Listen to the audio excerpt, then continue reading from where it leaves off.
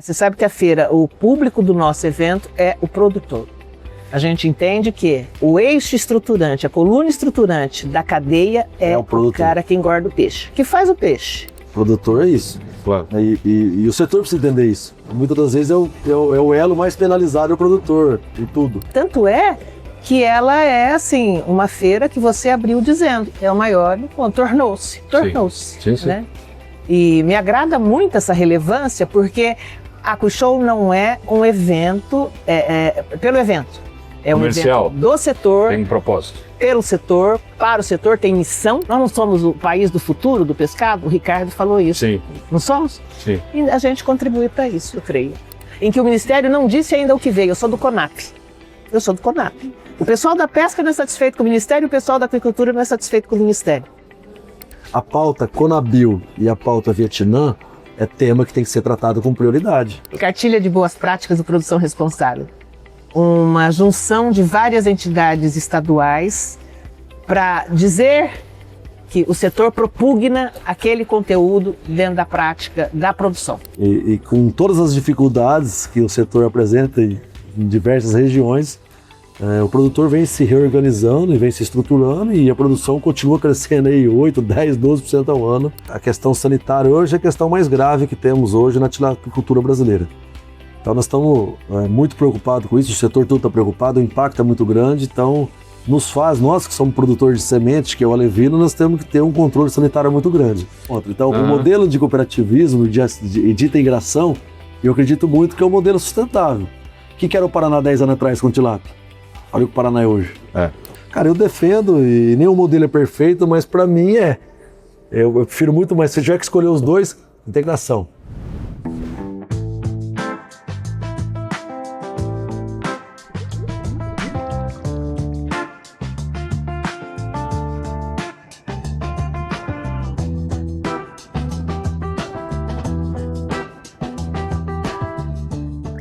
Salve pessoal que acompanha o podcast Seafood Brasil, podcast que conta todas as novidades da cadeia do pescado, da água ao prato. Hoje temos convidados muito especiais aqui, que são os anfitriões dessa festa, que é a AquaShow, em sua, qual edição? 15ª. 15ª edição. Nossa, parece que foi ontem que começou a AquaShow, 15ª edição já. Pois é, já está na adolescência. Na adolescência. Bom, Marilza Patrícia, Marilza, um prazer estar aqui com você, uma grande amiga. Querido. A gente já perdeu a neutralidade aí do jornalismo faz tempo.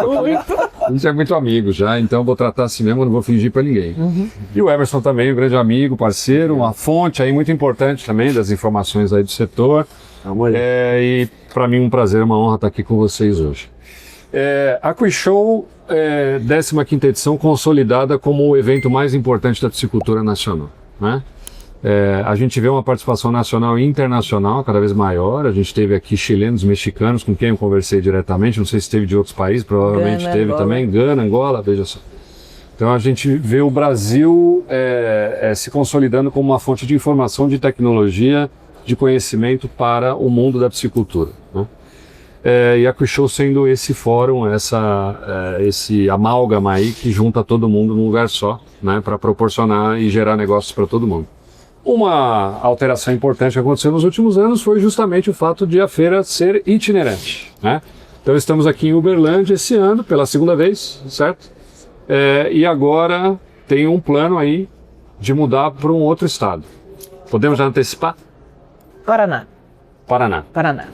Mas é importante dizer o porquê disso, né? O porquê dessa opção pela itinerância, por esse modelo. É preciso observar o Brasil, como você falou, a AquaShow não é apenas um evento. A AquaShow é uma alavanca do setor, né? É o espaço de debates, de demandas, de apresentação, de reclamação das injustiças que acontecem para o setor, como setor, promovidas pelo Estado. E então, assim, quando tomou-se essa decisão de sair da região de São Paulo, nós sentamos sobre o mapa do Brasil e, com um olhar de satélite, a gente vai observar as regiões que têm potencialidade adormecida. Foi o que a gente fez aqui em Uberlândia. 2 anos são suficientes para a gente despertar o olhar, construir a governança. Isso aconteceu aqui, né? Nós participamos pela Peixe SP de 2 projetos de desenvolvimento territorial de piscicultura, aqui no Triângulo e outro lá no Baixo Rio Grande. Tá? por conta da Cuixô. E a construção da governança que foi feita e o despertar dos atores públicos e privados para o potencial da piscicultura nessa região aconteceu. Perfeito. Então, missão cumprida no Missão sentido de ser um cumprida, indutor do desenvolvimento de um Exatamente. polo produtivo que estava adormecido, como você Exatamente. falou, que é o Triângulo Mineiro. Exatamente. E além disso também a infraestrutura que a cidade oferece para receber bem as pessoas, né? Tem que ter. Eu fiquei impressionado com o crescimento da cidade aqui, a quantidade de prédios, é um canteiro de obras, né? A cidade realmente está desenvolvendo. É uma cidade muito grande, muito hospitaleira, né? Você vê que é uma cidade que comporta bem o público que vem para Cuixô, que a gente tinha dificuldade.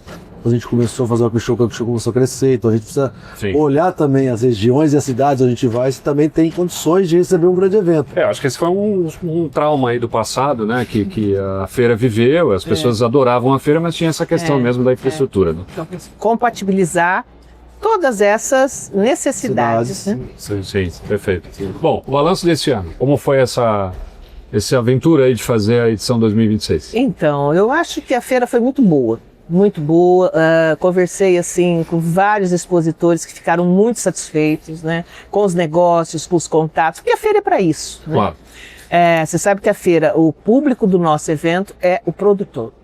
A gente entende que o eixo estruturante, a coluna estruturante da cadeia é o cara que engorda o peixe, que faz o peixe. Sim.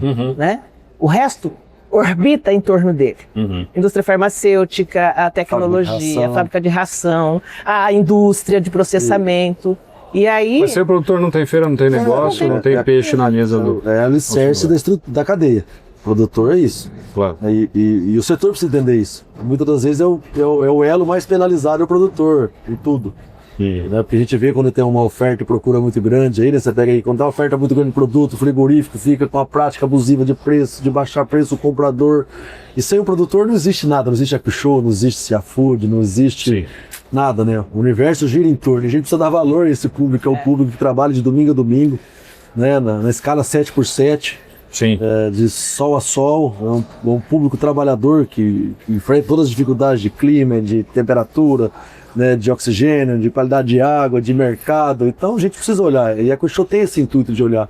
E o público esse ano, né, eu conversei também com muita gente, é um público que a gente vem filtrando ano a ano para chegar naquilo que a gente pensa, né, que a Marisa idealizou talvez em 2009 lá, e a gente vem evoluindo ano a ano, para chegar a um público seleto, que de fato venha fazer negócio e venha buscar conhecimento na Cuixô. E eu acho que esse ano, apesar de algumas coisas que aconteceram na feira de divergências, mas esse objetivo foi atingido. É uma grade muito boa. Né? A gente tem pessoas novas, desconhecidas um pouco dos holofotes do mercado, mas pessoas com conhecimento, que é o caso. Saíram do óbvio aí, né? Procuraram pessoas. Tem um cara que não é o Ricardo Melo. Né? A gente estava conversando aqui nos bastidores sobre o Ricardo Melo, né? Que é um cara que pouca gente conhece na área de nutrição e hoje é uma autoridade. Ou um cara que o Francisco Abraão. Por exemplo. Olha o valor que esse cara tem, né? Ou o próprio Kaká. Sim. Né? E aí é isso, é de sair da mesmice. Sim. Né? E dar oportunidade para essas pessoas que têm conhecimento, às vezes não têm oportunidade de mostrar o trabalho e mostrar um pouco da sua experiência. Claro. Então isso também foi pensado, né? Isso a Marisa também pensou muito bem, a gente acabou encaixando algumas peças. Pega a palestra do Igor da reforma tributária. Né? Aquela palestra eu achei espetacular, eu realmente aprendi muita coisa ali. Estava um ambiente nebuloso. Eu vivo de piscicultura, nós trocamos de escritório de contabilidade para um grande escritório esse ano, por causa da reforma tributária. Aquele cara, eu não sabia o que ele falou. E olha, nós estamos cuidando 40 minutos ali. 40 minutos. E todo mundo ficou impressionado. Aí eu falei para ele, Igor, você colocou um desafio agora e quando você tem que voltar se se consolidou ou não. Porque ele fez uma promessa de que o setor do peixe ganhou muito. Eu falei, ano que vem você está assim, ano que vem você já está na grade. A consolidação da reforma tributária é para o setor de piscicultura. Boa. Então, parte 2. Porque ele tem que mostrar na prática tudo o que ele falou, porque ele é um especialista da área, ele estuda isso, é piscicultor. Além de tudo é piscicultor. Aliás, um ativo, né? Achar um cara que é especialista em tributário e piscicultor. Impressionante. E ele tem parte numa indústria também. Olha aí, ela está em todas. Tem todas.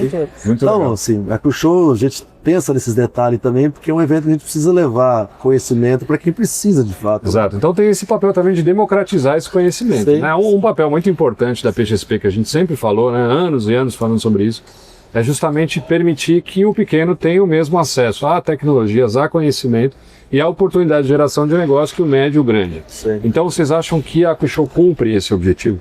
Eu não tenho dúvida. Eu não tenho dúvida. Ela cumpre e eu acho que cumpre muito bem. sabe? Nós temos uma série de dificuldades para fazer o evento. Você pensa que é fácil morar num lugar e fazer evento no outro, né? Difícil. Mas eu penso que sim, tanto é que ela é, assim, uma feira que você abriu dizendo, é o maior encontro, tornou-se, Sim. né? E me agrada muito essa relevância, porque a Cuishow não é um evento, pelo evento, é um comercial. evento do setor, Tem propósito. pelo setor, para o setor, tem missão. Eles precisam resgatar essas coisas aí, tem missão, tem valores, né? E isso já foi construído lá na primeira edição em São José do Rio Preto, quando nós saímos para lá, saímos de Santa Fé do Sul, e agora com essa relação de movimentar, alavancar e fazer a possibilidade, a dinâmica. Nós não somos o país do futuro do pescado, o Ricardo falou isso. Sim.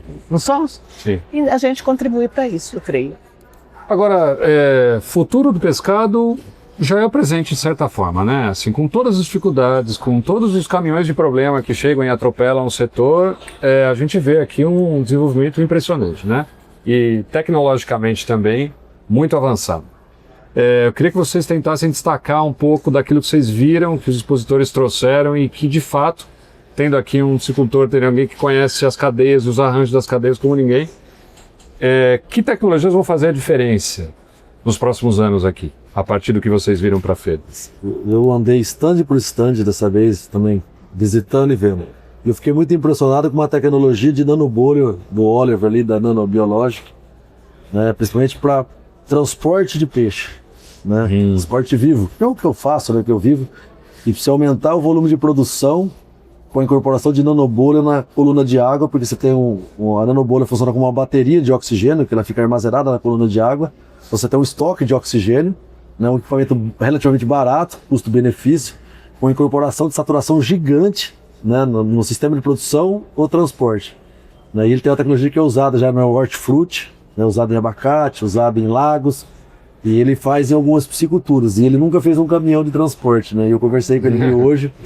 Ele vai fazer. Porque eu andei pesquisando isso já, a gente andou, e a internet hoje tem um mundo, né, pra você explorar. Sim. E ele vai agora me visitar nos próximos dias pra gente fazer um protótipo no caminhão de transporte que chega a diminuir 80% o uso de oxigênio em cilindro, que é caro. Sim. Se você entender, um caminhão nosso que sai para viagem com ele gasta um cilindro a cada 2 horas e meia, 3 horas. Então, uma viagem de 10 horas, mais 2, 3 para descarregar, ele gasta 6 ou 7 cilindros de oxigênio. Então, você reduzir isso de 80%, com equipamento seguro, equipamento barato, fácil manutenção, então... E ele vai fazer um projeto também de incorporar oxigênio em sistema de produção de tanque com geomembrana, para tirar o uso de gerador, de soprador, você tem manutenção, tem a questão de mangueira porosa para desinfecção, né, vida útil de mangueira porosa, então... E é um projeto fantástico, né? Então você vê que... Então já tem aí 2 candidatos para o Prêmio Inovação Agrícola aqui dentro. Aliás, eu testemunhei um deles que ganhou o prêmio e depois hoje meio que define o padrão de como transportar a ração, que é o caminhão graneleiro lá. Sei. Você lembra quando ganhou esse prêmio? Então a gente vê que as coisas estão muito amarradas também, né, Marilda? Assim, o prêmio não existe também à toa, né? Você reconhece inovações que vão transformar a cadeia. Transforma a cadeia, você participou dessa construção lá no início e que fazem a diferença, né? E que agregam a tecnologia para melhores resultados na produção, né? Para agregar valor, para diminuir custos. É isso que a gente pensa e deseja. Você pega a tecnologia. O Weber trouxe um tanque de PAD com uma tela ali também, com a tela que a gente desconhece na produção, né? Olha aí. É uma tela que ela tem uma resistência muito grande, então ela é muito maleável para você retirar, para você tirar diferente do arame de inox, que é difícil você tirar e fazer uma manutenção, fazer uma desinfecção fora do lago. Então assim, tá com a tela ali também que é um modelo novo, que ele lançou aqui na Cuishow também. Então assim, tem coisas que vêm para a produção que revoluciona de fato, né? Claro. Você pega a indústria de vacina, hoje nós temos uma chegada de enfermidades aí uma atrás da outra. Então já temos aí empresas fazendo a vacina autógena para estrep tipo 3, que é uma enfermidade que chegou aqui no Triângulo Mineiro agora, 2, 3 meses atrás. Então, a indústria farmacêutica sintonizado com a demanda. A indústria farmacêutica também hoje, a produção de vacinas autógenas tem uma resposta muito rápida. A vacina comercial no Brasil demora 6, 7, 8 anos para ter um registro.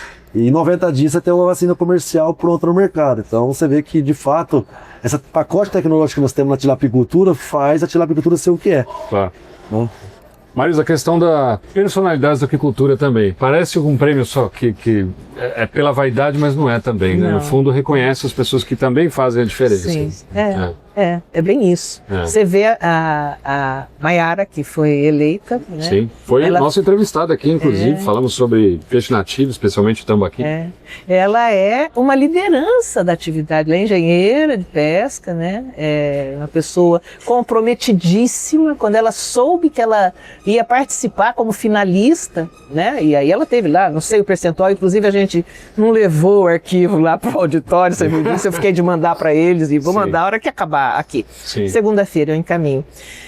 E aí ela já, eu vou, mas eu posso levar, eu consegui o das Altana para ver, você me arruma um lugarzinho para eu fazer a degustação do tambaqui? Claro que eu arrumo. Aí Ela fez um foi lá- pequeno festival do tambaqui. ela fez um pequeno festival do tambaqui. Então, essa menina não faz a diferença pro setor? Faz a diferença. Faz a diferença pro setor. E todos os outros. isso é A claro, Márcia, claro. Sim. a Ana Carolina, a Carol do Camarão, Sim. né? A Silvia em Minas, a Silvia PXNG surgiu a partir da Silvia. Ela viu o nosso trabalho lá em Uma São Paulo. batalhadora também do setor. sabe? Pega o professor Ricardo Ribeiro. A Maria Célia. Olha o que a Maria Célia significa para a cultura no mundo, sem trabalho dúvida. das mulheres. E o Manuel também, que O também Manuel, recebeu. o Manuel, todos eles, o Ademir lá da Alga, né? Sim. Todos eles, o Martinho Copani, né? Agora sim, a gente tem que premiar todos. Agora, mas enfim, nós temos a medida do reconhecimento dessas pessoas e da importância delas para o setor. E a gente aplaude, reverencia, E assim, agradece. A gente fica Perfeito. feliz que de fato ganha quem merece. Você pega o professor Ricardo Ribeiro. Olha o que esse cara fez na genética de tilápia no Brasil. Exato. Hoje mais de 80% da tilápia produzida no Brasil é gift. Saiu ali de Maringá, né? Lá de inclusive. Maringá. É. E faz um trabalho hoje de genética até hoje, que é a Tilamax. Tem um projeto com mais 7 empresas hoje, que a gente faz uma recombinação de genes, que ele está fazendo um projeto grande também para melhorar rendimento de carcaça, tudo, através da coordenação dele. Então, é um cara que de fato merece ser reconhecido em vida. Em Sem vida. dúvida. É isso que a gente Que virar nome de prêmio igual a Aline, igual o Geraldão, ou virar nome de rua depois. É uma homenagem muito bonita, mas era melhor que fosse em vida. não é? Claro. É isso aí. Bom, gente, vocês fizeram um discurso muito impactante na abertura, ambos fizeram, na presença do ministro da Pesca, né? Estava lá, o ministro Ed.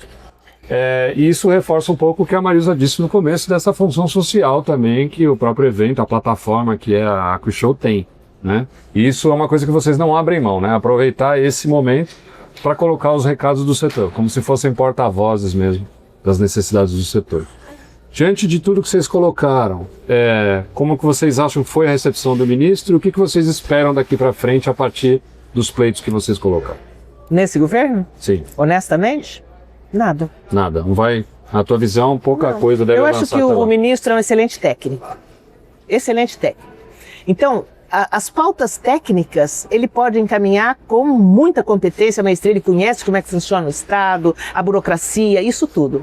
Mas, se houvesse interesse na defesa do setor, nós estaríamos com a tilápia do Vietnã aqui? E quem fez isso? Foi nessa gestão. Foi nessa gestão. Então, que expectativas a gente pode ter a 6 meses de encerramento desse governo? Sim. Em que o Ministério não disse ainda o que veio. Eu sou do CONAP. Eu sou do CONAP. O pessoal da pesca não é satisfeito com o Ministério, o pessoal da agricultura não é satisfeito com o Ministério. Né?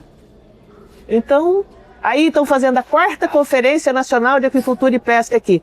Cadê os resultados? E foram nesses governos, com essas ideologias, cadê? Onde está a efetividade daquilo? Responde. Aí o Ministério tem que responder, né? Pô, na verdade, no meu discurso, eu deixei mais enfatizado que é o silêncio do ministro Ed e ministro André de Paula, que até então era ministro e agora está na agricultura, né? Sim, falta de interlocução, né? E o silêncio para defender as pautas que de fato precisa ser defendido hoje. Porque você tem, na tua empresa, você tem brigas que você precisa assumir. Tem lugar, na minha empresa também, tem coisa que eu tenho que ser urgente, que eu tenho que resolver. Então, dentro do Ministério também tem coisas que é urgente. Tilápia hoje é 70% do que se produz. A pauta Conabil e a pauta Vietnã é tema que tem que ser tratado com prioridade. Vou aproveitar esse gancho do Emerson. Pessoal, eu vou liberar a Marisa porque estamos aqui no encerramento da AquiShow. Isso. Né? A Marisa tem outros compromissos. Você fala aí o que é isso. Lançamento da cartilha. Isso. Fala rapidinho aqui para essa câmera. A cartilha de boas práticas de produção responsável. Uma junção de várias entidades estaduais para dizer que o setor propugna aquele conteúdo dentro da prática da produção. É isso. Então agora nós vamos fazer o lançamento dela ali. Perfeito. Obrigada. Terminando a gravação, eu vou para lá também. Tá bom. Tchau, Marisa. Obrigado. Tchau, gente. Tchau, Obrigado. tchau. Tchau, tchau.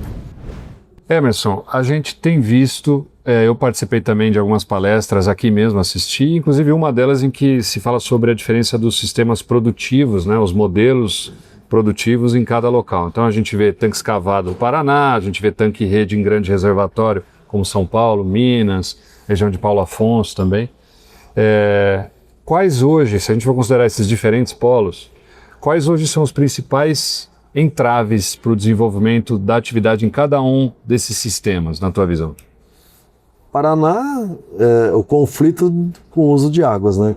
Cresceu muito a atividade, você tem uma dificuldade hoje de licenciamento ambiental e outorga de uso de água, por isso que está sendo testado um novo modelo de produção e estão batalhando para liberar o lago de Itaipu para colocar tanque-rede, né? Porque Paraná hoje passa, o crescimento do Paraná hoje passa por isso. Ou você cria um novo sistema de produção que você consegue ter o melhor uso do recurso hídrico, né, que são tanques de geomembrana, com aumentar a densidade, para você ter mais peixe por metro quadrado. Com mais aeração, com reutilização de água, ou tanque-rede no Lago de Itaipu. Então o Paraná passa por isso.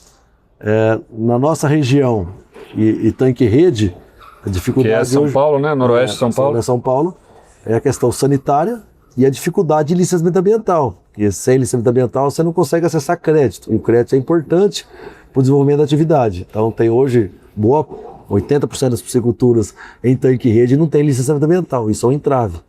E a questão sanitária, que chega uma doença uma atrás da outra.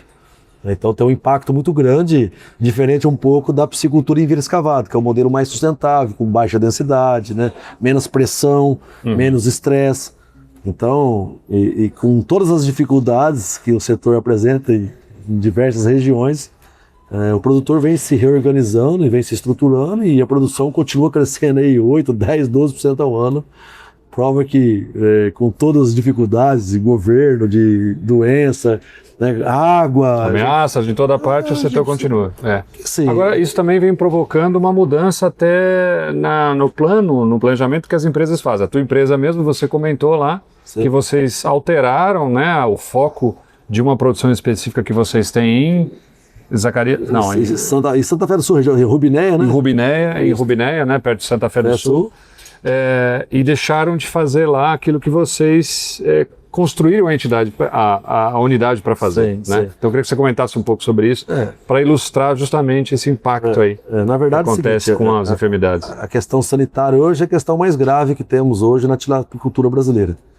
Então nós estamos muito preocupados com isso, o setor todo está preocupado, o impacto é muito grande, então nós que somos produtores de semente, que é o alevino, nós temos que ter um controle sanitário muito grande.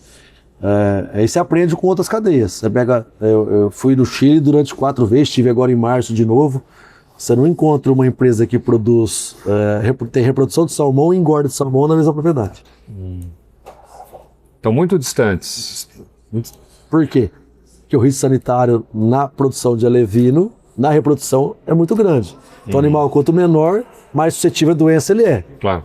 É criança, que nem um recém-nascido. Então, a gente tem que aprender com isso. Você encontra um aviário que tenha um matrizeiro junto, uma suinicultura de engorda que tenha uma suinicultura de reprodução junto, mas você encontra piscicultura que tem reprodução, juvenil e engorda junto. E compartilhando aquele mesmo recurso hídrico, né? Isso. Você está dentro do mesmo ambiente, dentro da mesma propriedade, com 2 ou 3 atividades diferentes, onde a mais suscetível está lá dentro. Então nós temos que aprender com as outras cadeias. Claro. O salmão teve a questão da ISA aí em 2007, 2008, que dizimou 70%, 80% da produção. O setor se reorganizou. Nós estamos passando por um momento de desafio nos últimos anos aí com lactococcus e SKNV. Tem mais doenças que estão aqui na América Central, né, que é a Tilvia, a Streptum A, e nós precisamos se mexer. Então a gente tem que pegar os bons exemplos das outras cadeias e fazer o que tem que ser feito. Então nós estamos tirando a produção de alevino da unidade de produção de juvenil e vamos setorizar tudo em Zacarias. Então Zacarias fica só para a produção de alevino e Rubinéia, no distrito de Esmeralda, só produção de juvenil. Então a gente minimiza muito o risco sanitário e a gente vende um produto cada vez melhor e mais seguro. E outra alternativa que nós estamos fazendo com produção, que a cadeia de salmão também, que é um grande exemplo para nós tem muita tecnologia já do salmão na tilapicultura, é você fazer um animal cada vez maior, para diminuir o ciclo de engorda no tanque rede, que é um ambiente mais propício à doença. Quanto menos tempo no ambiente crítico, melhor. Melhor. Essa é a matriz. E quanto maior levar um animal, você leva um animal mais resistente, mais robusto. Você pegar um molecão de 10 anos e soltar a campo. Claro. Coloca um bebê de 1 ano, 2 anos. Então você tem que levar um animal maior. Claro. Então o conceito do salmão, eu fui lá a primeira vez em 2017, 2016, eu me lembro, eles colocavam juvenil de 80, 90 gramas para engorda. Hoje estão colocando juvenil de 450, 500 gramas para engordar. Então animal maior, vacinado, descansado, livre de doença, vai para um ambiente de maior desafio. É o que nós estamos fazendo com a tilápia. Acho que nenhuma empresa hoje no Brasil de produção de formas jovens está preparada para fazer o processo que nós estamos fazendo. Então, há 2 anos atrás, nós já começamos a fazer um investimento para mudar os termos de produção. E uma vacinação em 2 etapas também, porque hoje o volume de vacina é tão grande que você coloca um boom de vacina gigante num peixe de 20 gramas, que a resposta imunológica dele, o processo inflamatório dele é muito grande. Então, você não tem a mesma resposta para todas aquelas enfermidades como gostaria. Então, nós vacinamos a primeira etapa com 20 gramas para vírus, deixa descansar, esse animal fica imune a essa enfermidade, 10, 12, 15 dias, dependendo da época do ano e a performance desse peixe. Desce vacina para bactérias, que são aí Streptococcus A, tipo 3 e Lactococcus. E deixa descansando mais 10 ou 15 dias, depois vai para a engorda. E além disso, a gente também propõe um modelo diferente, que esse produtor receba um animal de 45, 50 gramas, coloca direto na engorda e vai até a fase final sem aquela fase intermediária de classificação, onde você vai diminuir custo, diminuir mortalidade, melhorar a performance e diminuir custo de produção. Então é um trabalho que a gente começou em março, a gente está feliz com os primeiros resultados e espera que a partir de outubro agora a gente vire a chave 100% para esse novo modelo de produção. Maravilha. Outro tema importante que você colocou também pela tua experiência é o sistema de integração. Sim. E aí a gente tem as cooperativas do Paraná, que tem esse sistema de integração, mas eles também são cooperados, né? Os produtores são cooperados, que aí tem as suas nuances também. Você enxerga que esse modelo é uma saída interessante aí para o pequeno produtor? Isso vai acabar acontecendo naturalmente? A integração vai fazer com que haja essa inclusão do produtor na roda, na engrenagem aí da cadeia produtiva? Mais uma vez, você não vê produtor de avicultura independente. Suinocultura, você não vê praticamente, eu tenho uma granja de suíno aqui que eu produzo 200 porcos por mês para vender. Dificilmente vende no CEAGESP, porque não vende porco no CEAGESP, mas dificilmente, vende tilápia no CEAGESP. Dificilmente se encontra. Então, o modelo de cooperativismo e de integração, eu acredito muito que é um modelo sustentável. O que era o Paraná 10 anos atrás com tilápia? Olha o que o Paraná é hoje. Por quê? Porque as cooperativas replicaram o modelo da integração do frango para tilápia. E é aquilo que eu falei na minha palestra. Você tem previsibilidade, você tem produção anual, você sai da questão de lei oferta, você não tem custeio da produção, então você pinga e não seca, que você tem rentabilidade, né, todo mês previsível. Sim. E da porteira para fora você deixa a cooperativa cuidar, a integradora cuidar. Então você não se preocupa com dólar, você não se preocupa com o aumento do custo de ração, você se preocupa em produzir. E o produtor, a vocação dele é produzir. Isso que é produtor. Então você tem que se preocupar naquilo que você é bom. E é o que a gente faz lá. Então hoje a nossa engorda é 100% integrada. Defendo esse modelo de integração. Todo mundo que me liga lá na região, a integradora não é uma cooperativa, é a Pluma Agravícola, mas é uma empresa que tem integração em aves também. E eles estão fazendo isso, estão integrando médio e grandes produtores também, que o mercado não está fácil. Né? A gente veio de uma grande crise aí de 2023, 2024, agora vem o filé do Vietnã também, que está bagunçando um pouco o mercado. Mas eu defendo com um modelo sustentável porque tem previsibilidade. Você sai, tem acesso à tecnologia, você tem nutrição de boa qualidade, porque a integradora tem interesse em te fornecer uma ração de boa qualidade, porque esse peixe vai para a integradora para virar filé, então 1%, 2% de rendimento na indústria é bastante dinheiro. Então eu sou um defensor, sou um apaixonado, porque eu vou no Paraná. Sim. Faz 20 anos que a gente visita o Paraná e conhece, a gente vê a evolução desse sistema. E além disso, o que a gente vê de bonito no Paraná é a questão social. Você deixa as famílias no campo, você traz os filhos para dentro do campo de novo, que se formam na faculdade de veterinária, zootecnia, agronomia, vem trabalhar dentro da propriedade rural. Então você distribui renda, isso, o trabalho é fantástico. Temos que elogiar e apoiar esse tipo de ação. Ao mesmo tempo, tem algumas críticas pontuais aí de cooperados, né? Especificamente de cooperados, algumas cooperativas aí que a gente ouve em relação à sustentabilidade do modelo para eles, né?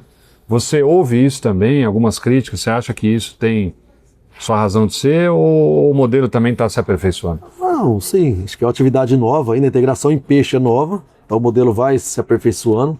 Hoje, eu escutei aqui hoje com uma grande integradora que eles estão criando um sinistro, né, um seguro dentro da cooperativa, que o produtor vai aportar 10 centavos por mês nesse fundo e a cooperativa vai colocar mais 10. Se teve um problema de mortalidade, queda de energia, que nem teve esses dias no Paraná, que o produtor perdeu toda a produção, ele tem um fundo para recorrer, para custear o prejuízo. Porque a biomassa é da integradora. Sim. Né? Então o produtor fica com prejuízo quando dá uma queda de energia, dá um problema de oxigênio, que morre. Claro. Então você vê que o processo vem se evoluindo. Todo mundo perde, mas no final das contas o produtor é o elo mais fraco, Isso. então ele sofre mais. Então, Por isso a cooperativa divide com ele esse... Então você vê que o processo vem evoluindo. Sim. Então assim, não tem situações perfeitas para ninguém. Claro. Só que é muito melhor você estar escorado, né? Que a linguagem que a gente trata na beira do rio lá, escorado numa grande empresa integradora que honra os compromissos, que paga em dia, que entrega, do que você ficar refém do mercado spot. Claro. Você vende, você não sabe se vai receber, você produz, não sabe para quem vai comprar, se vai ter venda daqui 6 meses, você tem produto de quilo e 200, daqui a pouco não tem comprador, esse peixe está com 1,5 kg. Então, cara, eu defendo, e nenhum modelo é perfeito, mas para mim eu prefiro muito mais, se tiver que escolher os dois, integração. Integração. Você pega no decorrer dos últimos 7, 8, 10 anos, a cada 2 anos e meio, 3 anos tem uma crise. Sim. E a hora que ela vem, ela derruba. Você fica 6, 7, 8 meses, 1 ano perdendo dinheiro. Aí depois ela sobe de novo, você fica 1 ano, 2 anos, cai de novo. Então esse efeito também de pico e baixa, efeito sanfona que vai e vem, é ruim para todo mundo. Você não acaba tendo previsibilidade, você não acaba tendo qualidade na produção, você não tem escala. Então eu gosto desse modelo, estou há 5 anos fazendo isso integrado. Nós estamos para ampliar a integração. Ninguém fica 5 anos e pretende ampliar se o modelo não é bom. Mas assim, tem críticas, nenhum modelo é perfeito. Mas só que é um modelo sustentável a médio e longo prazo, previsível, que é o que a gente precisa, tem que ter previsibilidade. Claro. E é isso que eu pelo menos busco isso dentro da empresa. Falando de previsibilidade, você é um cara, o teu negócio é um termômetro da atividade, né? De certa forma, que você vende de forma jovem, você sabe como é que está a atividade. Sim. Tanto quanto quem vende ração. Né? Sim. Eu queria que você contasse um pouco, tentasse, para a gente encaminhar o nosso episódio aqui para o final. Infelizmente, nosso tempo está esgotando, a gente tem também outras atividades aqui na Quick Show. Mas eu queria que você contasse um pouco sobre a tua expectativa, né, a partir do que você vem observando de movimento de compra de forma jovens e tal, e também estando na engorda, sendo comprador de ração. O que você está observando aí? Como é que a gente vai chegar na Quick Show em 27? Mais ou menos nessa época do ano aqui. Vai ser um ano de crise, 27? Nossa, o futuro é um pouco imprevisível, né? Que o mercado é muito dinâmico, né? Assim, 6 meses é muito para o peixe, muda muito em 6 meses, né? Uma hora tem muito peixe, uma hora tem pouco. Mas com a entrada de grandes empresas que estão entrando no mercado, eu acho que o mercado vai ser promissor. O mercado vai continuar crescendo, nós vamos abrir novos mercados, o brasileiro vai comer cada vez mais peixe, a gente precisa colocar mais peixe, o peixe precisa ser mais acessível, o peixe tilápia precisa ser mais acessível para toda a faixa etária, A, B, C, D e E, que é aquilo que a gente já conversou. Né? Hoje nós temos um produto único, que é um filé de tilápia, um filé de custo agregado muito alto, uma classe C, D e E não consegue comer filé de tilápia, nós precisamos ter um produto diferente. A gente vê o modelo aí da América Central, Colômbia, um peixe inteiro pequeno de 400, 500 gramas, para essa população comer um peixe inteiro, proteína barata, de qualidade. Então nós precisamos fazer algumas adequações também no sistema de produção para a gente atender a população. Nós estamos no mercado de 210 milhões de pessoas. Claro. Com hábitos diferentes, Mas também, se a gente aumentar meio quilo per capita ano, nós não temos peixe para abastecer o mercado interno. Tá. Então nós precisamos, a indústria brasileira precisa atender todo mundo. Você pega o frango, o pobre come frango, o rico come frango. Asinha, peito de frango, tulipa. É o mesmo frango. É o mesmo frango. É. Carne de suína. É lombo, é panceta, é pernil, é costelinha de porco. Uhum. Você pega um pobre assalariado que ganha R$2.000 por mês e o rico de 1 milhão por mês, ele come carne suína. E quem come filé de tilápia no Brasil? A classe A e B. C talvez vá na lanchonete de vez em quando, Sim. pede uma porção de tilápia. Mas o mercado consumidor nosso, a grande massa, que 75, 80% da população, não tem acesso à proteína tilápia. Uhum. E a gente precisa fazer esse acesso chegar. E é um trabalho que a indústria tem que fazer. Então nós temos que mudar um pouco também a maneira de trabalhar. E você vai no Egito, é peixe pequeno, todo país pobre, que o Brasil é um país pobre, come peixe pequeno, Colômbia, Egito, México, Costa Rica, né? Você vai na África, né? Você viu o Ricardo falando ali, Pois é, 100 gramas. Moçambique, peixe 100 gramas. 100 né? gramas, 150 gramas. Aham. Ah, do ponto de vista produtivo é excelente. Você tirar um peixe de 100 gramas, quanto tempo dá para tirar um peixe de 100 gramas? 30 dias, 40 dias do juvenil de 30 gramas. É. Então, assim, a gente precisa criar outras alternativas para popularizar o consumo de tilápia no Brasil. Seja filé, seja tilápia inteira, seja posta. Então, é um trabalho que a indústria tem que fazer. E a gente precisa andar junto para isso. Agora, eu não vejo esse movimento ainda. Que a gente fala em aumentar a produção 10, 12% ao ano, e quem vai comer esse peixe? Nós precisamos pensar quem vai comer. Então, nós precisamos ter campanhas, precisamos ter trabalho para, de fato, popularizar o peixe e acesso a toda a massa que precisa comer. Perfeito. Aí a gente precisa fazer isso. Momento de geração de demanda de consumo, né? Estamos nessa fase agora, a cadeia está preparada para produzir cada vez mais, a gente está vendo tecnologia aqui, a gente está vendo demanda do consumidor, só que ele ainda é da classe A e B. Sim. Então a gente tem todo um universo aí para explorar, talvez com variação de peixe, variação de produtos. Emerson já deu o recado, agora cabe a você que está assistindo fazer sua parte para a gente aumentar cada vez mais esse consumo. Isso aí. Emerson, obrigado, foi um prazer conversar contigo, Prazer foi sempre meu. aprendo muito. Foi meu. E ficamos aí, nesse momento a gente encerra então esse episódio e fica o convite já para a próxima conversa aí do podcast Seafood Brasil, onde você fica por dentro de tudo da cadeia do pescado, da água ao prato. Até a próxima, pessoal. Obrigado.